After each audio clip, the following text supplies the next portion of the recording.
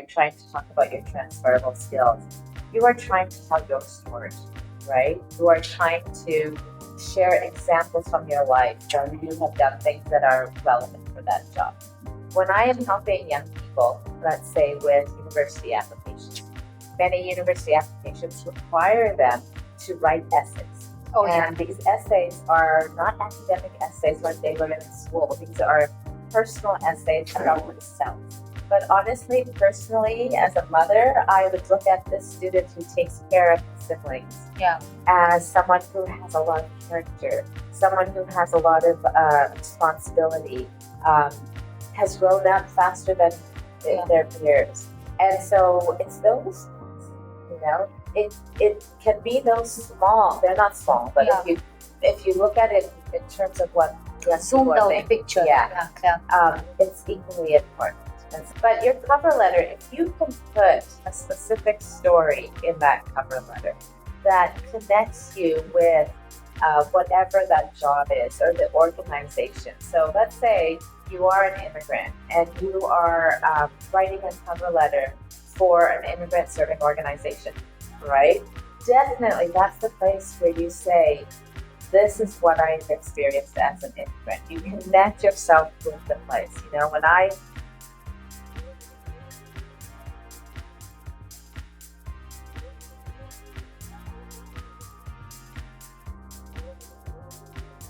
So when you speak, you either speak to me, this angle, or this angle. Okay. That's how it works, because it's like looking at the audience kind of thing. Mm-hmm. So that, and even when I edit video, it'll be useful so that I can get headshot in videos. Okay. Mm-hmm. Okay, all right. Okay. So I should sometimes look at you, sometimes look at the camera. Hello everybody, I am back and I am back with another exciting guest video. Hi, this is Monisha, the host of Newcomers to Trailblazers podcast. And I'm here with someone who is going to pronounce her name properly, and I'm going to follow it. Tasneem Damji.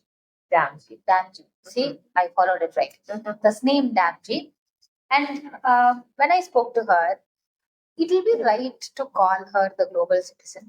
Technically, the reason why I say that is because she has lived in many parts of the world. It's really right to call her the global citizen simply because she has lived in various parts of the world and she has supported, she has helped, she has facilitated workshops. You have to look at her profile. It's going to be amazing. The way she will talk about it, you will be mind blown.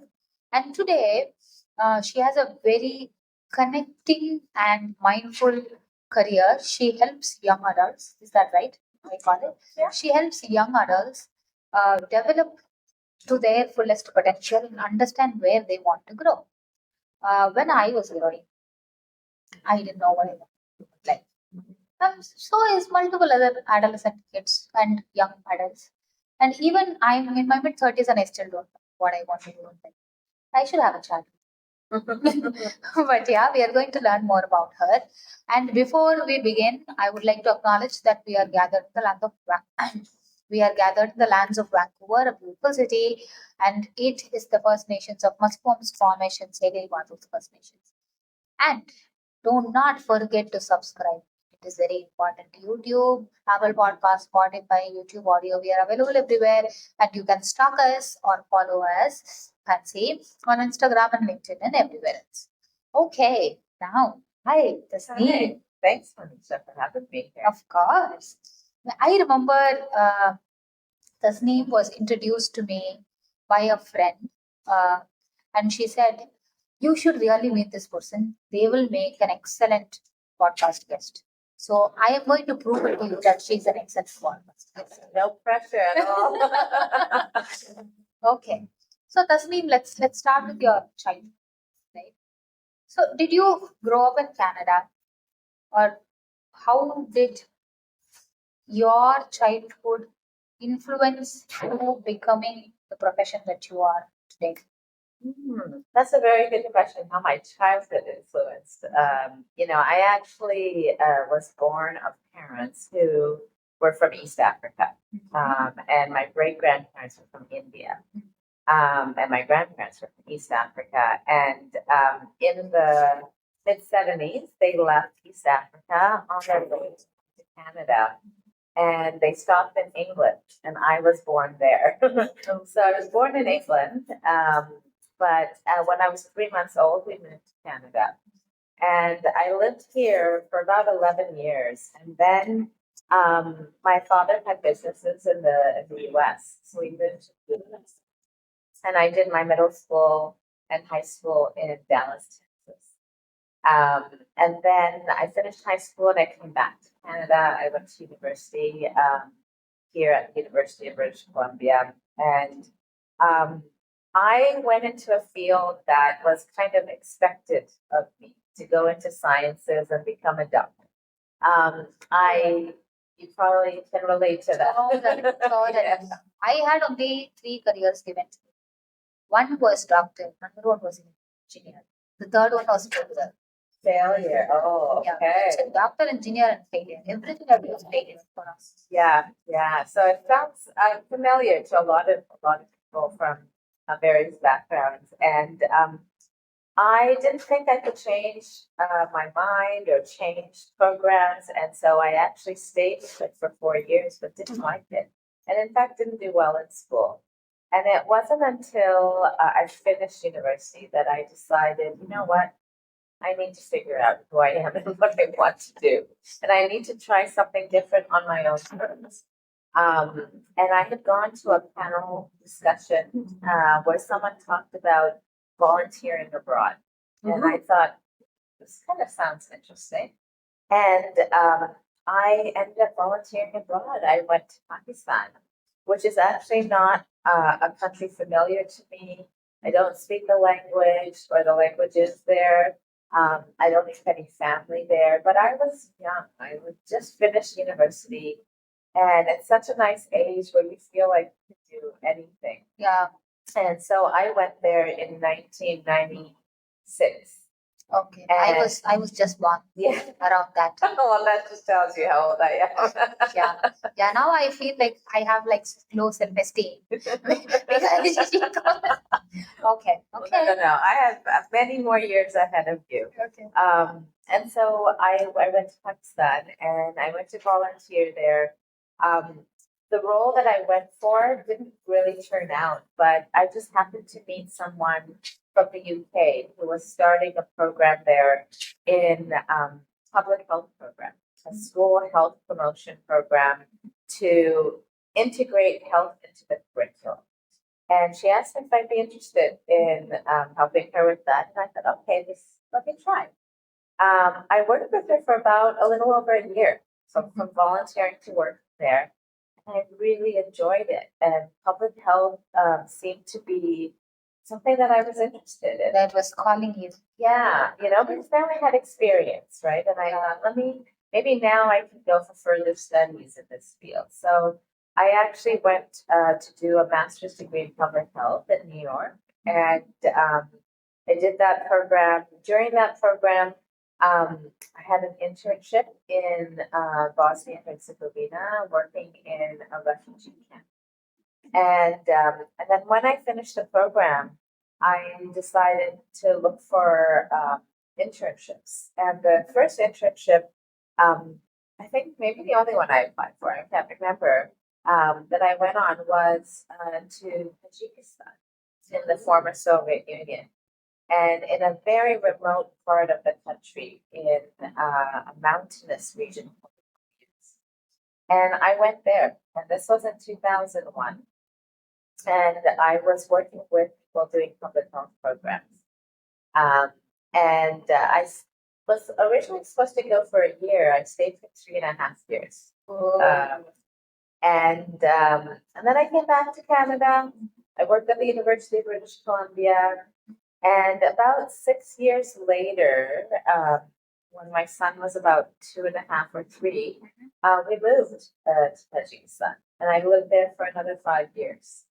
And doing all kinds of work, high school teacher, workshop facilitator, as you mentioned earlier. And so I know your question was, how did my childhood impact Influence. influence? And I think probably, because I've never really thought about it, my family um, was traveling and living from different places, my parents had three children in, and each child is about a year and a half, 2 years apart on three different continents. Did I not call her the global citizen? You understand why, don't you? When she started talking about her ancestry, India, East Africa, and then UK, and then there was Bosnia, Tajikistan, Pakistan, Texas. How did I forget Texas? Right. How did I forget Texas? And there were so many.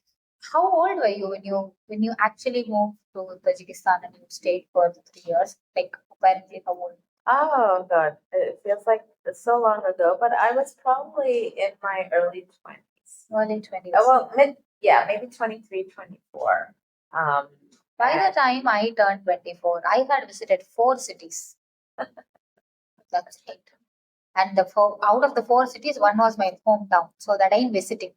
So basically 3 cities. And she has visited the world. This is amazing. Well, there's so much I wish I could visit. But yeah, I tended to go to places that not a lot of people would go to. I mean, Pakistan is a big country, many people go, but I had just finished university. I was a young woman in a difficult time in Pakistani history. And in terms of safety, it was actually not very safe for a young woman to be. Um, and then Tajikistan, most people have never heard of the country, and to go somewhere very remote, um, I don't know, maybe I'm just drawn to that. That is amazing. And having to understand that you already mentioned that you went through a 4 year degree even though it wasn't something you enjoyed and you were not drawn to it. But you were also given the opportunity to try and check, hey, maybe I can try it out. And many people don't have that opportunity. Even today, forget about them. Even today, so many people don't have that opportunity. For me, like I said, 3 careers. And out of the 3 careers, I did one. I'm an engineer by degree. Never used it in my life. Yeah. Never used it in my life. And I still question myself about what I want my career to look like or where I want to be and how I want to be. And you clearly mentioned that because your parents traveled a lot and three different children from three different continents and have given you the exposure, and as a young woman you were bold, courageous, and you had the opportunity to travel. Today, how do you use that experience? That's a really good question. I mean, I don't think I was very bold when I was in university because, I now say if I should have changed my path, but actually maybe that was the path for me and that led me to where I am now, right? If I had changed at that point, I would have been probably somewhere else. But I'll give you an example of how it has impacted me. There was one time when I was living in Canada and I was asked to interview for a job that I hadn't applied for. I mean, it's the best It still situation. happens, yeah. It does happen. Yeah. And I looked at the job description. Oh, I don't fit this. I don't have this. I don't have this. Don't have this. Oh, I have this. Don't have this. I don't have this. And this was a job to manage an employment program for immigrant women in Canada. And anyways, I went for the interview. I wasn't sure I wanted the job, but I thought this had been, they've asked me to come, I should go, right? So after the interview, I asked them, I said, why did you ask me to come for this interview when I don't Fit have, most of the criteria. yeah, I don't have a background in women's employment except my own journey, right? Yeah. Finding work. I don't have this. I don't have this. And I remember the person interviewing me said, those things we could teach. What you have is lived experience working with and living with and interacting with people of different cultural backgrounds. And we can't teach.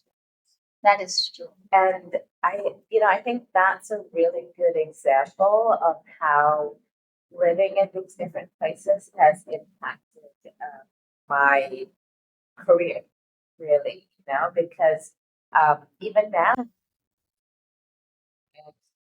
students, right now, I'm working with a student actually in Tajikistan.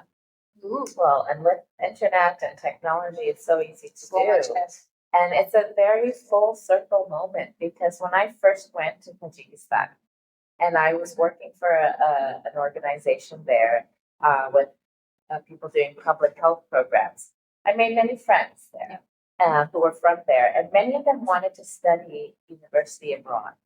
And they asked me, can you help us apply? And okay, well, I've studied in Canada, I've studied in the US. At that time, we didn't have the internet. We had these small, books with small descriptions. And I helped some of my friends, applying to bachelor's programs, master's programs, PhDs. And, we'd get together in the evening and I'd help them. I couldn't remember what I actually did with them. And then about 10 years later, I moved back and I found out that many of them had gone to do their bachelor's, their master's, and PhDs. One of them has become a very good friend of mine, and she went to do her master's degree at Columbia University in New York in social work. And she currently lives in New Jersey.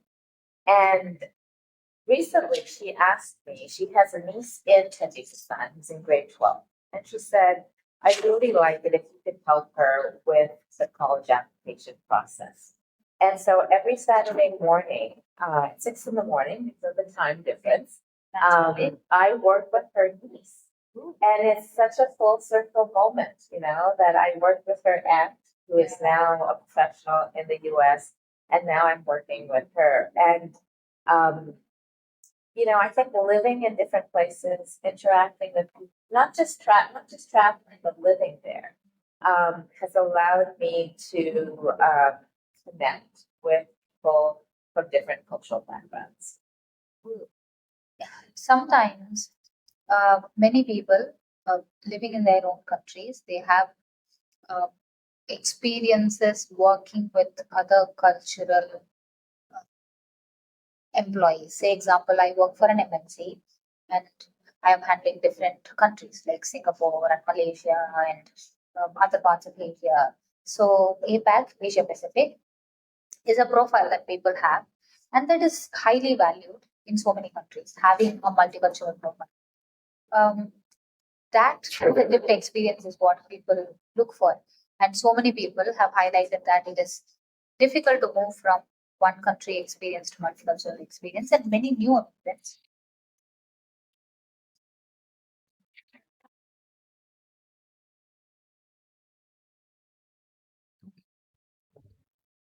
And many new immigrants who move from their different countries, they also think that, oh, I have this experience coming from this country. And what people look for and why Canadian cultural context comes within hiring is that people have exposure to working with different cultures.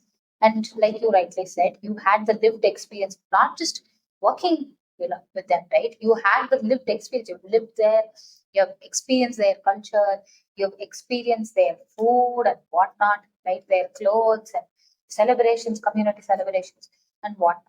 So, if considering that you have experienced all of these cultural differences, how would, if you are a hiring manager, how will you expect a new immigrant to showcase the experience that they have? That's a really good example because a good question because when I worked in the nonprofit sector here in women's employment and like I mentioned with immigrant women, um, these were highly educated women, highly experienced women in various countries, right?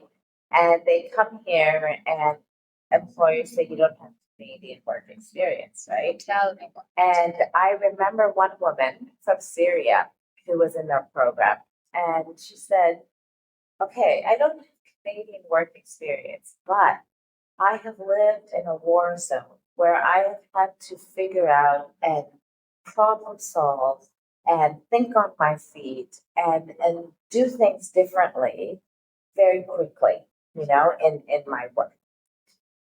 Shouldn't that count for something? True. Right? True. And I said, that's what you need to tell them. You need to, we talk about transferable skills, right? We need to talk about those transferable skills and make it make sense to the hiring manager because they won't necessarily know, right? So you can give examples of when you've faced a challenge, right? And how you overcame that. Or you were working on a project and you had made the plans and it didn't work out. What did you do? And related to the job that you're applying for, right? And the thing is, like, I'm not an immigrant to Canada, but I did feel like an immigrant To all other countries. to all I'm these sure. other countries. Yes, yes. But I did feel it when I came back to Canada. Okay. Because when I came back to Canada, I wanted employers to value what I had done abroad. Yeah. Okay. Yeah. So even though I'm from here, Yeah. and I have an education here and whatnot, what I wanted them to see is my experiences from abroad. So I felt like an immigrant at that time. And I remember applying for many different jobs, right? Not getting them, going for interviews. And I do remember going for an interview that I thought was the perfect fit job for me. And there was a panel of interviewers, and I didn't get the job. But what happened was someone on the interview panel called me, and she said, you didn't get the job, not because you weren't qualified. It just was one of the people on the panel was going to work very closely with that person, and she felt more of a connection with someone else. And she said, but you have great experience. Why don't you apply? There's another job in the same organization. Why don't you apply for that?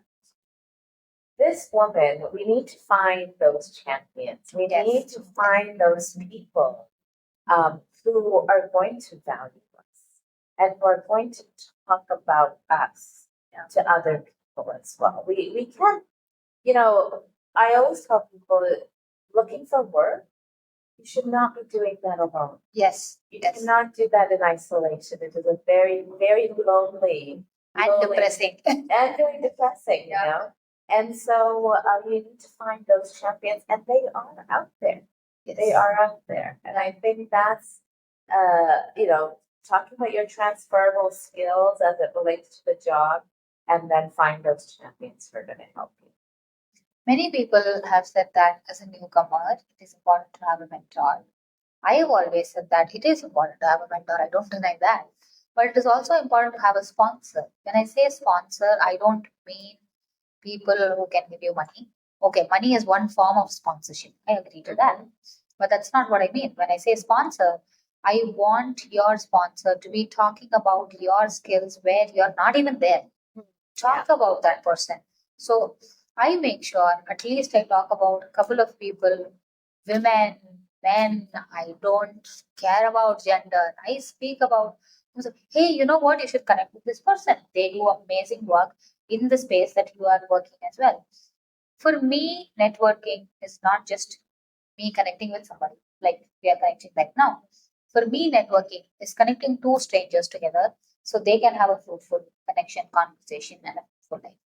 That's how we got connected too. Just Exactly. We didn't know each other. Yeah. And turns out, after the conversation, we caught up on a virtual call and said, you know what, we should catch up. And yes, we did catch up. But there was a surprise that came by, where both of us were actually moderating one of the group discussions for uh, tech Talk. Tech Talk, yes, Yeah. yes, Tech Talk. Tech Talk Plus for 5 years anniversary celebration, I believe. The Tech Talk Plus, and we couldn't get the opportunity to actually catch up. Yeah. So knowing that you work with immigrants every day or a regular basis, right? So knowing that you work with immigrants every day, how is that different from working with young adults? Because when you say you have worked with immigrants or people who have experience, employment programs and all of that, they come with experience, right? So they are adults basically, right? They own up to their challenge. They don't have a challenge. They own up to their challenge.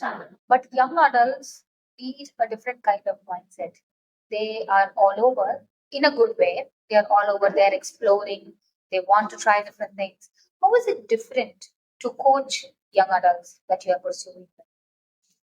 Well, I think there's some similarities actually. Yeah, I think, when we're talking about immigrants finding work in the Canadian context, let's say, and you're trying to talk about your transferable skills, you are trying to tell your story, right? You are trying to share examples from your life where you have done things that are relevant for that job.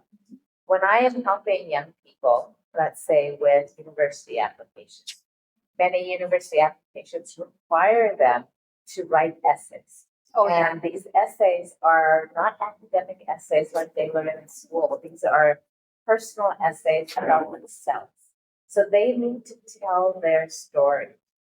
Now, the difference, though, so that's the same thing, but the difference is that the immigrants coming have a lot of experience. They're older, they have many stories to tell. When it comes to young people in high school, um, they don't think they have something valuable to share. I think even adults feel that way, but I totally get what young adults feel. Even today, I feel like I have accomplished nothing. I have done no work, and I don't know what to add. But I'm sure when they are adolescent or in their high school, they must feel, oh my God, I have done like literally nothing except to educate and play sports. But how do you cultivate writing that essay? Yeah, it's a good question because the first thing is that, like all human beings, Yeah. these high school students are themselves, right? So when they say there's nothing interesting about me, I haven't really done anything, it's because they're looking at other people and saying, I haven't done what they've done. And so, they're thinking, okay, I should have started a business, when I was younger, or I should be captain of the football team, or president of the student council, or doing model UN, or something like that. They're already preparing themselves. But what they don't realize is sometimes, and this is what universities are looking for, it's the everyday things. So, for example, let's say you have two students. You have one student who is, president of the student council. Okay, so the student is in a leadership role. The student is organizing events with a team. They are, you know, they're making sure that the students have a good time, let's say, at school, right? So they organize all Customer kinds of events. satisfaction. Yeah, exactly. So they're organized. Then you have a student who is from, let's say, an immigrant family, maybe not even in these economic times, and his parents have to work two jobs. So this student has younger siblings and is responsible to take care of his younger siblings after school and on the weekends. Yeah. This student makes sure the younger siblings do their homework. Yeah. The student makes sure that dinner is ready, right? The student is basically being like a parent, right? And has a maturity level, dealing with various challenges, might not be able to do extracurricular activities. When you look at these two students, I would say there is a quality amongst them, like no one is better. But honestly, personally, as a mother, I would look at this student who takes care of his siblings as someone who has a lot of character, someone who has a lot of responsibility, has grown up faster than their peers. And so it's those things, it can be those small, they're not small, but if you look at it in terms of what zoomed out picture. it's equally important. and sometimes more important. So I work with them very closely to, I was outsider. I don't know them at all. So I ask them a lot of questions and I get them to tell me about their lives and what they do. And then I say, oh, you mentioned this. Can you tell me more about this? So I'm able to kind of ask them things and get them to talk deeply about things they never thought they would. I have a student right now, and one of the essays he's writing for one of the universities, he would never have thought he would write an essay about this. But he mentioned something like this to me about how he, in one of our early calls, he talked about how he goes to his grandparents' house every Saturday for lunch. Mhm. And he's been doing this for many years. And he said in the last 4 years, lunch at my grandparents' house is very different. Now I have lunch, and then my grandmother, she saves up all her tech-related questions during the week and asks me how to help her with those things. Wow. So his essay, and so I asked, so what kind of things do you do? What kind of things do you help her with? So his essay tells a story about how he helped her change from her old computer to her new computer. And he had to listen to her. What does she use the computer for and the internet for? Probably 1% of what she could use it for, but for her age, that's what she needs. So he made sure he set her up on her emails, her WhatsApp, her crossword puzzles on the computer, a background of all her, a picture of all her grandchildren, WhatsApp, whatever she uses. And one day he went to a restaurant and he went to his grandmother's house the next weekend and said, I ate this really great dish. It was like fried cauliflower. The next time he went to her house, she had made that dish. Wow. And how did she learn? He had taught her a while back how to go on YouTube and find recipes. And that's what she did. And that is what his story is about. And he reflects then what he learns from this experience. The importance of listening to people, the importance of, he could do these things very fast. She wants an explanation about all these things. It takes time. So he has to communicate with her in a very simple way so she can understand it, right? And that is one of his essays. And so, it's really what I have found is there's always something really interesting about every student. And being this outsider, it helps me find that. I'll tell you one other example. I had one student. The question, I think, in the essay the prompt was, who is your role model? And that we had been working a while together. We'd written a number of essays, and he says, I want to take a different kind of, I want to write this from a different perspective. Traditionally, you would pick someone or, maybe someone who's alive, someone who's not. I want to write about myself in 10 years. Wow. And that would be my role model. And I thought to myself in my mind, it's going to work. He wrote it. We worked on revising it, editing it, and whatnot. It was the best essay I've read. Okay. Because he was making a vision for himself, thinking about what does he want to do in 10 years? How does he want to be? And that was his essay. And so it can be really, really interesting when they figure out, wow, there's something interesting about me and I need to tell this. And so you can imagine how then as they grow older and they go through experiences like job interviews or networking events, or they have to give their elevator pitch, it's about storytelling.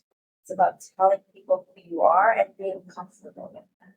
And so that's kind of, yes, the goal is to write these essays so they can submit applications to universities, but it's much more than that.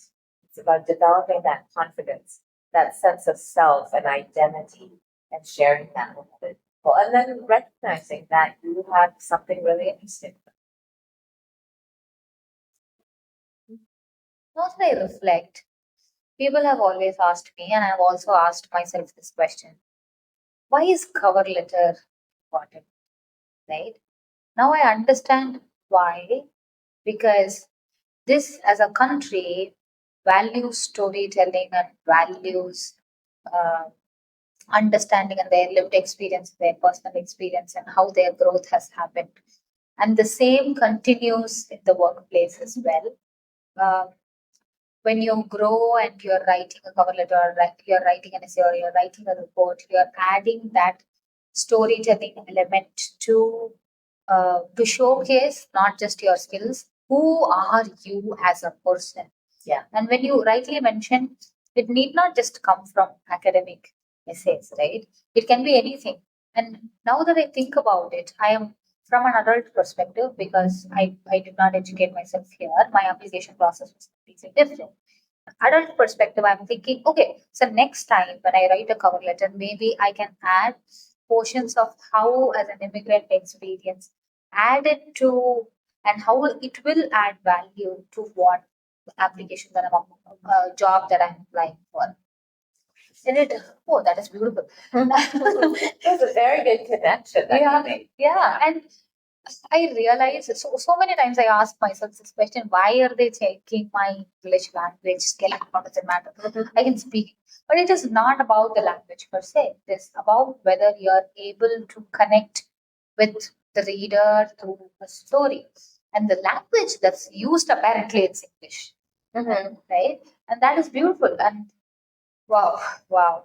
Now I think I'll look at my cover letter completely differently now. Yeah, if one tip I could give for cover letters, that cover letter is a chance to tell your story. Yeah. Right? Because your resume is very succinct. It's shorter. I mean, cover letter shouldn't be long either, but there's just it's more bullet point kind of thing. But your cover letter, if you can put a specific story in that cover letter that connects you with whatever that job is or the organization. So let's say you are an immigrant and you are writing a cover letter for an immigrant serving organization, right?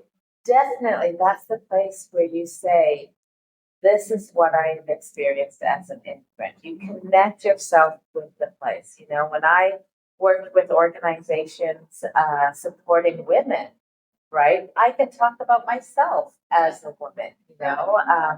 There's been jobs. There was one job that I applied for that supported mothers of preschool age children.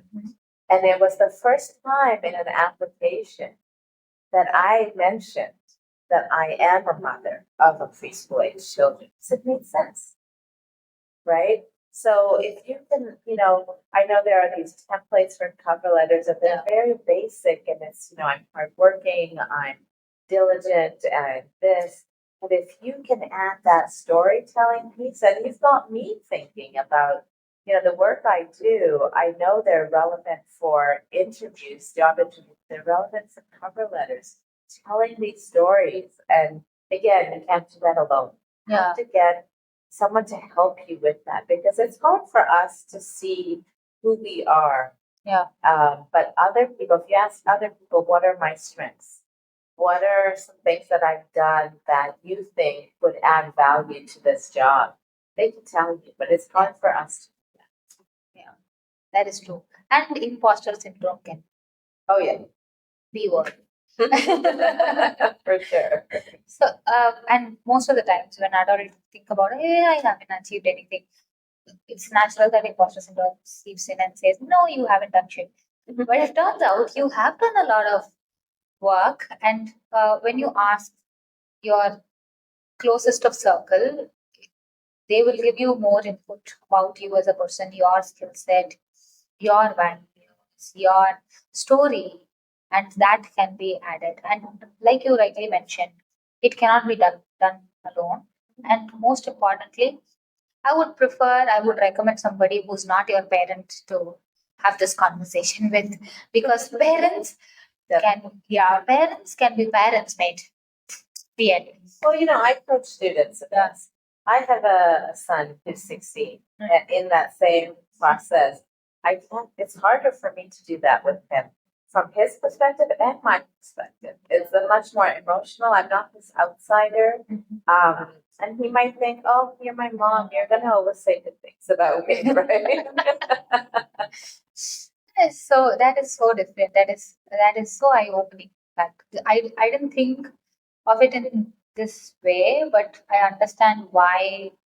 All of a sudden, I understand why cover letters are important. I've always been against it, but Mystery solved. yeah, took me a moment to so that's why kind of that is very instrumental to be honest. But having that, you mentioned you have kids and you help kids and you have helped adults understand.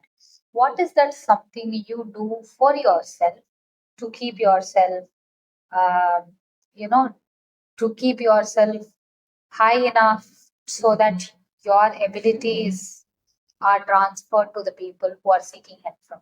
What do you do for Oh, this yourself? is definitely a work in progress. And so, it's always something I'm learning. Um, Definitely, I one of the things that's really important for me to do is I found something that I really enjoy exercise wise. And that is going to my community center cycle classes. And I go, 4 to 5 times a week for short classes, but it just gives me that physical activity, that energy that I need. The other thing I do is I actually wake up early in the morning. I've always been an early bird, but I have found when everyone else is sleeping in the world, or everyone else is not in the world, but in my house at least, I can get so much more done. Like I can be more creative. I can Be more productive. in the short couple hours before I have to wake up the kids for school. That take a lot, in that short time. But I think the other thing, and I'm still figuring this out, is um, volunteering is very important for me. What I meant by still figuring this out is right now on my plate, I have a lot of volunteering things I'm doing, and I feel like it's too much. But I'm at the stage in my life where I have some expertise that I can share. I have some very clear interests and passions, and so I volunteer in those areas. And one of the things that I did today, actually, at 6 in the morning, was something that I'm so excited about. A friend of mine told me about this volunteer opportunity to mentor women in leadership positions in different parts of the world. And today I got to meet my mentee for the first time, and I spoke with her, and she lives in Kabul, Afghanistan. And so we were having this conversation, me in Vancouver, her in her home in Kabul. And we got very lucky because 5 minutes before we were supposed to talk, there was no electricity for some hours, and the electricity came back. Just time. Just in time. And, that conversation we had was so special for me because, again, I was being able to, it feels like we've known each other for a long time. We were able to build a connection with someone I don't know. I've lived in that part of the world, but I have not lived in that country, which is very different. Yeah. And I don't have similar experiences to her, but we were able to connect with each other, and it created a lot of satisfaction in me. And I think finding those opportunities, and when you're doing something not for money, something different. There's a deeper reason for it, and that really helps fuel me in all the other things I do. I don't think I can live without doing. I could live with doing less volunteering, But no volunteering is another. Yeah, exactly. I think that's really important. So many people, I've said this in multiple episodes as well. Uh, I, when I was growing up, I was not grown in a household that uh, prioritized volunteering. I did not grow up in a household that prioritized volunteering. For my family, volunteering meant going to the temple, praying to the God, praying to God, gods, all gods, and then coming back, contributing spiritually, religiously. That is the only thing I grew up with. And Canada has changed that perspective in me. And I have started volunteering a lot. And it is also important to understand some might think it is easy to volunteer, but it is not. Uh, and just don't volunteer anywhere. Right? Identify what you connect with. Identify what comes out of it. I'm not saying monetarily, but what's in it for you matters a lot more as well. Say, assume you're a project manager. You can always volunteer with organizations that does project management, right? And there are a lot of nonprofit organizations in BC and as well as in Canada. You can find your purpose, align your purpose so that you are creating the right impact, not just for um, your client base or just even for yourself. Make the right impact on yourself, and that is important. Oh God, yeah, it's just a deep conversation. Lots of things. So it could be separate episodes, right? That is beautiful. So we have spoken about a lot of things, right? We have spoken about how your childhood was, how your being an adult, how your career has shifted and taken various forms or places, and how you have moved back to Canada and how was that experience. We have spoken about a lot. I think this is a very heavy episode considering. So now let the table start. Do you have anything that you want to ask me? Mhm. Yeah, I mean, I've worked with so many immigrant women, right? And I understand you've only been here for 2 years. What? And it sounds, I mean, you have your own podcast. I've been thinking about doing a podcast for so long, right? And you're doing it, right? I believe you're working in an area that really aligns with who you are and your skill sets and whatnot. Now, this is the dream for any immigrant. How did you get there? I like you said, you mentioned that I have the skill set to do so. I didn't. I didn't until a year ago. I honestly didn't. I was trying to identify where I can learn from a platform, the things that I'm learning from through the podcast, where can I learn from through other platforms? And there wasn't a platform. I said, if nobody else is doing it, let me do it. What am I waiting for? And to be honest, when I started podcasting, I didn't know what mics look like. I didn't know what camera. I'm still not educated about cameras or video cameras. I I didn't know video editing. I didn't know audio editing. I didn't know anything. Mm-hmm. But I think the purpose that I felt was okay. I am going through a lot of struggle as a new immigrant, and I'm sure there are many other people who are going through similar struggles, not the same struggles. Everybody's struggle is different. Refugees, it is much more difficult. Or international students, they have their own challenges. They have their own challenges. People who come in as spouse, they have their own challenges. There are multiple people have multiple challenges, and I wanted like if I am able to contribute and ease their pain somehow, I think that's what I wanted to do. And that is how I was like, let's just try it out. What is the worst that could happen? People will not listen to my podcast. Who cares? Yeah. I'm like, let me just try it out. And that's how I found this. And apart from that, uh, I would also say being a new immigrant has opened my eyes in many ways. For me, I was like I was well known in my industry back in India. People knew me. People knew the hard work I was putting in. People across the country, I have worked in multiple parts of India. India is very diverse in itself, and I've worked with multiple cultures within India. I've worked with Fortune 500 organizations. I've worked with startups. I've done a lot of work. People knew me for my work. And after coming here, it just all went close. I went. That's actually nothing. I had to restart everything. And I was already making my way towards senior management there. And I couldn't do it either. It was very disheartening. And I realized that there's so many other people who have it worse than I do. And even one of my podcast guests who was just here a couple of hours ago mentioned that, "Hey, you know what, Monisha, I started as a cleaner after moving to Canada.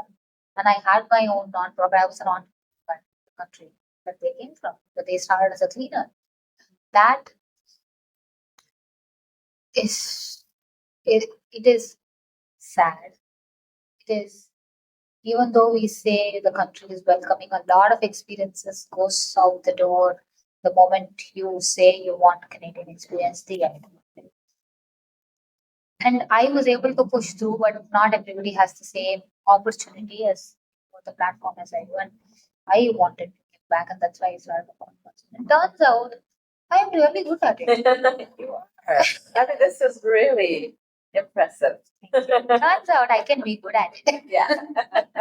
And I've I think it's because you've had such a deeper purpose, Yeah. right? You you didn't do this because you want people to know you as a podcaster. You did this because you wanted to help people, yes, people like you. Yeah. Right. And so that purpose was bigger than I've always considered myself I don't have a purpose in life, but looks like I have one. you. But Yeah, I do. You know, I'm right now taking a course, a master class, and part of it is about figuring out our purpose in life. And the teacher said there are two most important days of your life. When we want to Yeah, the day the day you were born and the day you find out why. Right? And he calls that your birthday gift. If you can figure out what your birthday gift is, and I think this is part of it, I got my gift. that's your purpose. And then everything you do Revolves around that purpose. And you choose the things that will help you feed into that purpose and don't say yes to the things that won't. Yeah. So I think you're on your way. yes. So I hope so. Thank you, Tasneem, for Welcome, taking Monisha. This was such a great conversation. Thank you for she drove all the way, and thank you for taking the time and driving and coming here and sharing your experience and having this conversation as open as possible. And I'm really appreciative. Thank you so much. I learned a lot in this conversation. Thank you.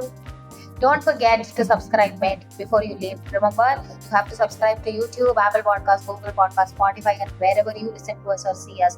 We are also available on our socials, LinkedIn, Instagram, TikTok. Please do follow us. If you have a question, write in the comment and we will answer you. I will also add Tasneem's LinkedIn ID. So if you have a question, if you need your support, you can directly reach out to her.